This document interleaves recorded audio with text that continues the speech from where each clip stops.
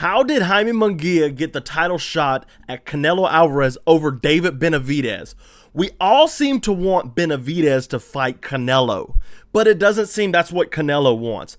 Instead, Canelo picked Munguia. Why? Well, I think the answer lies in John Ryder. So Canelo is a very legacy-oriented guy, and he does not like to be showed up, I guess you would say. And when you're looking at like the last two fights for both Canelo and Munguia and Benavidez, I should say, they're a tale of two different stories. So Jaime Munguia and David Benavidez played a completely different game for the Canelo sweepstakes because it's a huge payday, and you know it is, right? So what he did instead of going out and making a big fight and getting a big, fantastic knockout, Jaime Munguia decided, hey, I'm going to go ahead and fight somebody Canelo's already fought, somebody who's looked lackluster against Canelo, and somebody who I can shine against. And that was John Ryder. So if you remember David Benavidez's last fight, it was Demetrius Poo-Poo Andrade. I am not an Andrade fan. If you're new to the boxing podcast, I just don't like Demetrius Andrade. I don't think he's that good of a boxer. I think he's wild and out there, and I think he cherry-picked fights for a long time, and he ended up fighting Benavidez much too old, and it cost him. So David Benavidez, he looked great against Andrade. You know, he did let Andrade back in that fight, and I think that was part of it, sure, but I think the real thing lied in how Jaime Munguia fought John Ryder. Okay, so if you remember Canelo with John Ryder, so Canelo's never good against southpaws. He struggled with southpaws his entire career when it comes to like Ryder. Billy Joe Saunders had a decent showing against him too. You had John Ryder, you had Billy Joe Saunders, you had, I'm forgetting the big ones, I know, leave me alone. Was it Lara? I think Lara. Amir Khan is a southpaw, I believe. So he struggles with those guys all the time. So John Ryder was the most recent example of a Canelo struggling against a southpaw. I mean, there's no two ways about it. That's exactly what happened. He struggled against John Ryder. He got the win. He wasn't even close to being beat. Not even close at all. So Munguia books the Canelo fight and is like, hey, watch this. And Jaime Munguia goes out there and steamrolls. I mean, just runs through John Ryder. It wasn't even a close fight, right? It was a one-sided affair. Jaime Munguia did not give John Ryder what he needed. Now, there were some cool things that I pointed out before in that fight with John Ryder, kind of how he had that uppercut under the jab of Jaime Munguia, but he landed a couple good shots. He hurt Munguia at one point, I believe, or Munguia was backing up at least. I mean, one or the other, we know. So what did he do? How did he beat him? How did Jaime Munguia get the Canelo shot just by beating John Ryder? Well, he knocked him out. I mean, that's all you really need to do, right? Canelo, you knock him out faster than Canelo. That's it. That's all you got to do. And that's what Jaime Munguia did. He knocked him out quicker. And man, he was, if you go back and watch that fight, he was absolutely brutal. He was a killer. Seek and destroy the entire fight. He made sure to hit the body against Jaime Munguia. Something I love against southpaws, hitting the body. I know it's cliche, hitting the body of a southpaw because the liver's on the right side. Jack Slack talked about it in his podcast recently. But it's true though. The liver is on the right side. We've seen Ryan Garcia use it. Speaking of, failed for steroids. Wow. We've seen Garcia use it. We've seen a lot of southpaw or orthodox fighters against southpaw use that. Canelo has a really good lead hook to the body too. He doesn't use it near enough against southpaws, or near effectively enough, I should say. He's still killer with it. Let's be honest here. So when Ryder went in there and ran through Canelo, I was just like, I'm getting ahead of myself. I'm speaking about my podcast on Sunday, right? Oh, wow. Can you imagine if Munguia beats Canelo? Because I don't think he beats Canelo. I really don't. But when you look at how he ran through John Ryder, you're like, wow, okay, I see what happened here. You're going in there, you're just giving him no room to breathe. You're keeping him backing up the entire time. And it worked. And it worked so well for Munguia. But Canelo's not going to back up like that. So I don't know what we're going to be doing here. Like, this is going to be a close fight. I say that. Canelo might go in there and walk him down, you know. He might go in there and really show out, because this whole stuff with Oscar De La Hoya, you said, I made Canelo, that really kind of ticked Canelo off. I mean, you could tell him that, like, I don't speak Spanish, but some of the explicitives he was throwing Oscar De La Hoya's way, I learned on the schoolyard when I was a little kid, you know. It was a very, he wasn't happy with him, let's just say that. I won't repeat the words he said. They're not very show appropriate, I guess you would call it. But anyways, Canelo, he really did. He really does, like, there's nothing left for him at 168. Like, I talked to Last Round Podcast about this. There's nothing for him. So, you know, Munguia, he got the title shot simply by association with Canelo. So, like, he fought Canelo's previous opponent. He's undefeated. He's a future champion. Once Canelo's done with the sport in the next few years, Jaime Munguia is going to be a champion. So, I mean, that's great. You know, I like this fight. I don't want to say I like it better than Benavidez, but I kind of do. It's a better fight than Benavidez, right? It's gotta be. I mean, David Benavidez he's a very fun boxer.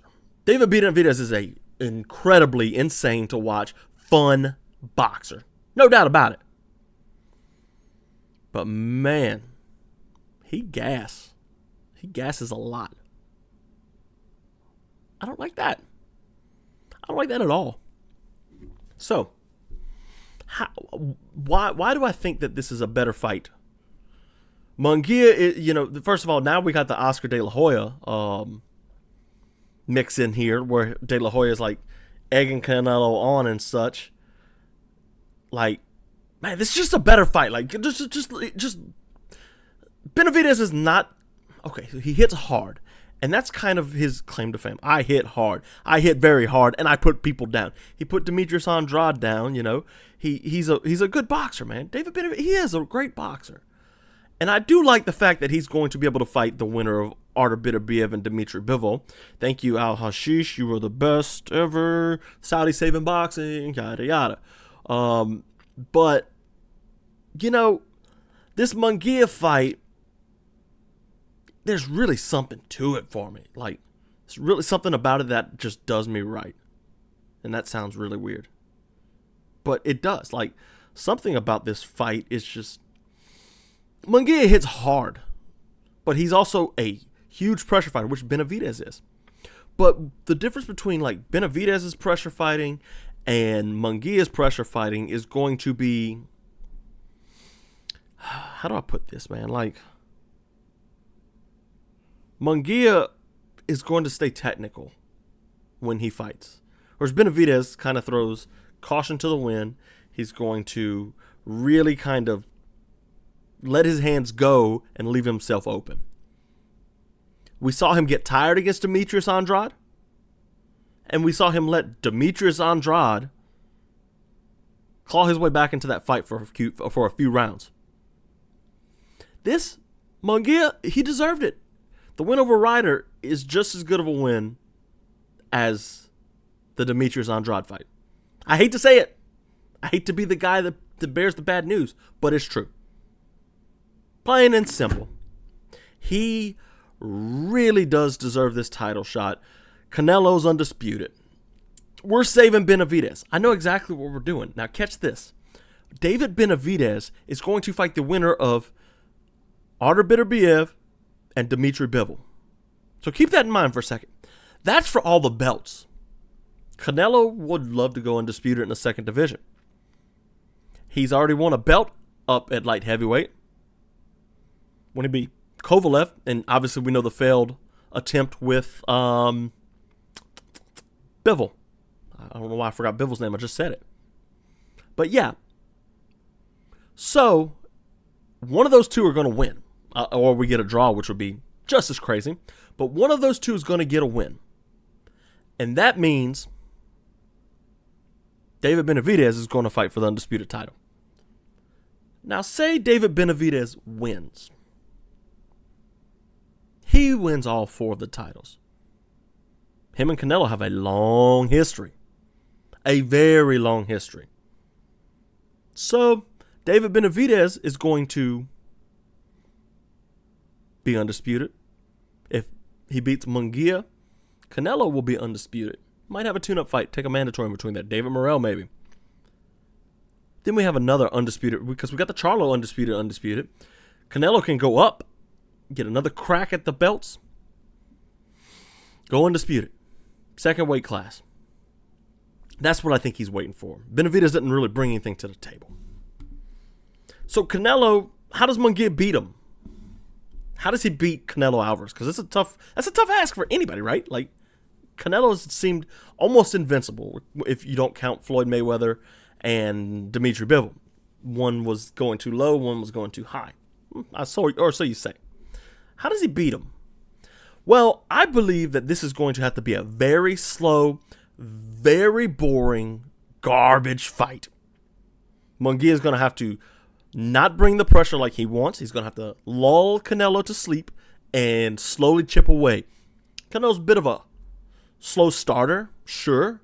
You can bank those first couple rounds if you really want to. Go out there and score some points. So you get up 2 rounds on him, and you just gotta win 5 more.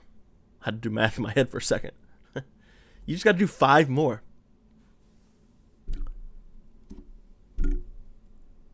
You gotta be boring. It's gonna have to be a boring fight if Jaime Munguia wants to win this fight.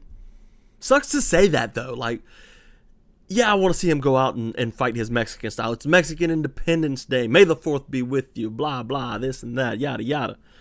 But at the same time, we need him to, if he wants to beat Canelo and become undisputed and dethrone the man, because, like, Canelo's still the man. Like, he's still the money fight. We know that. We know he's still the money fight.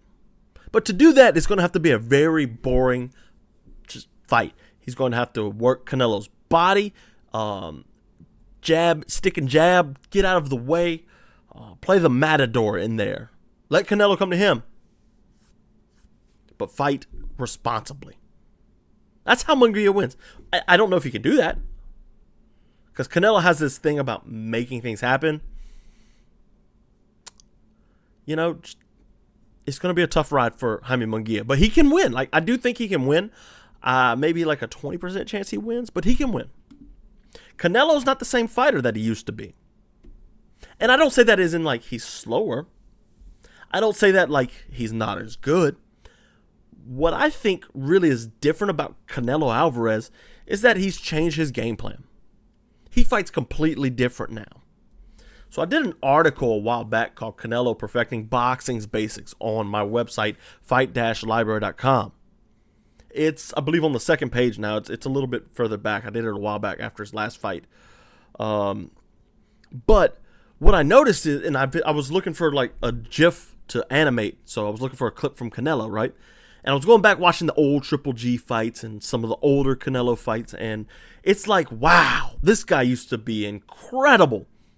Lots of head movement, lots of different punches. He would go over the top. He would come up with the upperhooks or uppercuts. He weaving, and you remember the Danny Jacobs fight? Like, there was a lot to Canelo that was so fun to watch. This super middleweight Canelo, granted he is fighting bigger people, it's a lot simpler of a game plan. First of all, high guard. He's bringing in the high guard for the whole fight. He's going to work your body. He's going to jab. He's going to cross. He's going to come over the top. He's going to do all that. That's about it. Proper footwork. He's never going to be out of position to punch. He'll throw hooks. He'll throw uppercuts when he needs to. But he's not like out there to wow you anymore. And I kind of miss that Canelo, if I'm being honest. I miss the Canelo that would go out there and do the whole Danny Jacobs. The one who like ended Amir Khan's career, basically. Canelo's not that Terminator anymore. Now, granted, like I said, he is fighting big people. Like Vasyl Lomachenko is doing the same thing. He's fighting people that's way too big for him at 135. He really should be at 160, but there's nothing for him at 160. You got Janabek and Andrade, I guess. Kind of, but yeah. So, yeah, I get it. 168's a cooler division. Less weight cutting. Maybe he's putting on muscle this whole time and like he's gonna come out jacked.